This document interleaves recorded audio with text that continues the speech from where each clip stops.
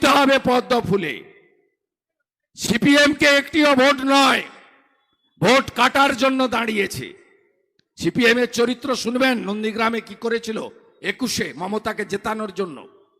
আমি যখন ফাইট করছি তৃণমূল ছেড়ে, মন্ত্রিত্ব ছেড়ে পিসি ভাইপোকে উৎখাত করার জন্য, তখন সিপিআইএম মীনাক্ষী মুখার্জিকে পাঠিয়েছিল আমাকে হারিয়ে মমতাকে জেতানোর জন্য।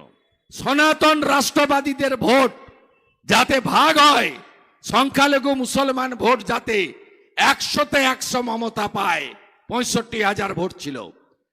এই পার্টিটা সাইন মোড় হয়ে গেছে।